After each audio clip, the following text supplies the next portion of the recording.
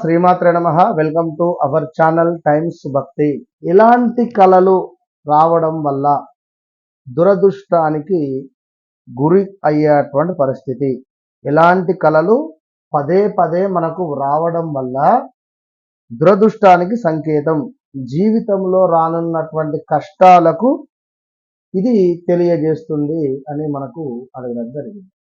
So చాలా అంటే చాలా అద్భుతమైనటువంటి ప్రశ్న. కళలు అనేటువంటివి ఇక్కడ మనిషి యొక్క జీవితాన్ని సాకారం చేస్తాయి. అయితే నేను సొంత ఇల్లు కొనుక్కోవాలి అని కానీ, నేను ఒక బైక్ కొనుక్కోవాలని కానీ, నేను ఒక కారు కొనుక్కోవాలని కానీ, నేను ఒక మంచి ఆఫీస్ ఓపెన్ చేయాలని కానీ, నేను ఒక అందమైనటువంటి అమ్మాయిని వివాహం చేసుకోవాలని కానీ, నేను ఒక అందమైనటువంటి అబ్బాయిని వివాహం చేసుకోవాలని కానీ, ఇలాంటి కళలు వేరు. మనము నిద్రలో మనకు వచ్చేటువంటి కళలు. ఇక్కడ కొందరు కొన్ని సందర్భాలలో నిద్రలో ఉలిక్కిపడి కూడా కూర్చుంటారు, భయభ్రాంతులు కూడా అయ్యేటువంటి కళలు వస్తాయి. నిజంగా చెప్తున్నాను, మన దగ్గరి వారు మరణించినటువంటి విధంగా, వారి శవాన్ని మనము మోసుకొని వెళుతున్నటువంటి విధంగా కూడా కళలు వస్తాయి. 100% నేను చెప్తున్నాను. మన ఎంతో కావలసిన వ్యక్తులు, మన తండ్రి కానీ, తల్లి కానీ, అన్న కానీ, ఫ్రెండ్ కానీ, బాయ్ ఫ్రెండ్ కానీ, గర్ల్ ఫ్రెండ్ వాళ్ళ అమ్మ కానీ, ఎవరైనా కొంత వాళ్ళకి ఏదో బ్యాడ్ ఈవెంట్స్ జరిగినటువంటి కళలు కానీ, లేదా మన భర్త లేదా మన భార్యకు హెల్త్ రిలేటెడ్ ఇష్యూస్ వచ్చినటువంటి దాఖలాలు కానీ, ఏదో యాక్సిడెంట్ అయిందని కానీ, యాక్సిడెంట్లో మరణించిన ఇలాంటి కళలు వస్తూ ఉంటాయి. ఓపెన్గా చెప్తున్నాను. కొందరికి మలము కూడా కళలోకి వస్తుంది. విన్నారా? ఇక్కడ కొందరికి బంగారము, కొందరికి ఆవులు, కొందరికి పారే నీరు, మరికొందరికి ఏదో పార్టీ చేసుకున్నట్టుగా, మరికొందరికి వివాహాలు, మరికొందరికి పోలీసు వారు, ఇలా నెంబర్ ఆఫ్ కళలు వస్తూ ఉంటాయి. ఎక్కడే ఉంటాము, ఎక్కడికో వెళ్ళినట్టుగా కానీ, కళలో కారు కొనుక్కున్నట్టుగా, చక్కగా టూర్ వేసినట్టుగా, ఇలాంటివి ఎన్నో కళలు వస్తూ ఉంటాయి. అదేవిధంగా ఎవరైతే ఎప్పుడైతే దేని గురించి అయితే ఎక్కువగా ఆలోచిస్తూ దానినే చూస్తూ, ఇప్పుడు మీరు చూడండి, నైట్ పడుకునే ముందు ఒక 1-2 అవర్స్ మీరు హర్రర్ మూవీ చూడండి. హర్రర్ మూవీ చూసి పడుకోండి ఖచ్చితంగా. ఆ రోజు ఏదో పీడకల కానీ, లేదా ఏదో మనకు ఇబ్బందికరమైనటువంటి కళ 100% వస్తుంది. ప్రశాంతంగా నవ్వుతూ హ్యాపీగా నలుగురితో ఉండి హ్యాపీగా పడుకోండి. ఆ రోజు చాలా అద్భుతమైనటువంటి కళలు వస్తాయి ఖచ్చితంగా.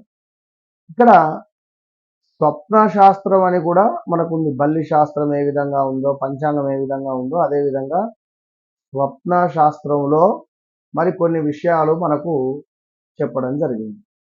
అవి నేను మీకు చెప్తూ ఉన్నాను. ఈ దురదృష్టము వచ్చేటువంటి సందర్భాలలో ఎడ్ల బండి, ఎడ్లు వేరు ఆవులు వేరు. మళ్ళీ ఇక్కడ సబ్జెక్టు నేను చెప్తున్నాను, ఎందుకంటే కలలో ఎద్దుల బండి రాకూడదు అని చెప్పడం జరుగుతుంది. కలలో ఎద్దుల బండిని చూడడం అంటే ఒక వ్యక్తి జీవితంలో కార్యకలాపాలు నెమ్మదిస్తాయి అని అర్థం అంట. సో అంతేకాదు, ఈ కళ భవిష్యత్తులో కొంత వైఫల్యానికి సంబంధించినటువంటి దారి తీస్తుందట. కళలో దట్టమైనటువంటి నల్లటి మేఘాలు, ఇది దురదృష్టానికి ఎంతో సంకేతంగా చెప్పబడుతుంది. అదేవిధంగా ఈ చీకటి మేఘాలు ప్రవహిస్తున్నట్టుగా, అంటే మేఘాలు వెళుతున్నట్టుగా కూడా కనపడకూడదు. జీవితంలో త్వరలో కొన్ని అడ్డంకులు వస్తాయని అర్థంగా చెప్పబడుతుంది. అదేవిధంగా మనకు నల్లటి కాకులు, బ్లాక్ కలర్లో ఉండేటువంటి కాకిని చూడడం వల్ల మనకు ఏదో మరణ వార్త అనేటువంటిది కనబడుతుంది. మరి ఇక్కడ ఎవరి కళలోనైనా కూడా నల్లని దుస్తులు లేదా నల్లని వస్తువులు ధరించడం తీవ్రమైనటువంటి అనారోగ్యానికి సంకేతంగా చెప్పబడుతుంది కళలో. ఇక అదేవిధంగా కళలో రక్తస్రావం, అంటే ఎవరికో యాక్సిడెంట్ జరిగి బ్లడ్ పారుతూ ఉండగా కానీ, లేదా మరొకటి ఏదైనా కూడా ఇలాంటి కళలో కనిపించడం వల్ల అనారోగ్యానికి సంకేతంగా చెప్పబడుతుంది. కళలో అడవి జంతువులు, అడవి జంతువులు, క్రూర మృగాలు రావడం వల్ల భారీ ఆర్థిక నష్టాలకు మనకు ఇబ్బంది అని చెప్పడం జరుగుతుంది. ఇక కలలో తుఫాను కానీ, సుడిగాలి కానీ ఇలాంటివి, లేదా మనకు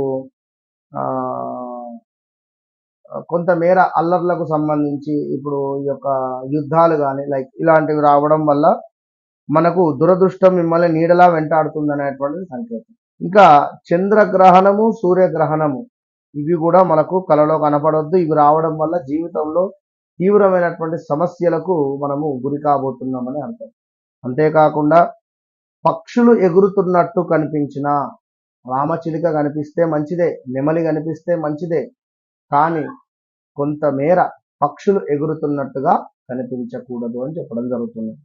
ఇంకా కలలో పెద్ద పెద్ద శబ్దాలు కానీ, అరుపులు కానీ వినిపించినా కూడా మనకి ఇక్కడ సభ్యుల మధ్య, ఇంట్లో కుటుంబ సభ్యుల మధ్య విభేదాలు కానీ, అదేవిధంగా తీవ్రమైనటువంటి డబ్బు రిలేటెడ్ ఇష్యూస్ కానీ, బ్లాకేజెస్ కానీ ఎదుర్కొనేటువంటి పరిస్థితి అని చెప్పడం జరుగుతుంది. కనుక ఇలాంటి కళలు ఎవ్వరికి వచ్చినా కూడా తప్పకుండా ఒకసారి మహన్యాసపూర్వక రుద్రాభిషేకము లేదా మామూలు రుద్రాభిషేకమైనా కూడా జరిపించుకోవడము ఎంతో శుభంగా చెప్పడం జరుగుతున్నది. All the best.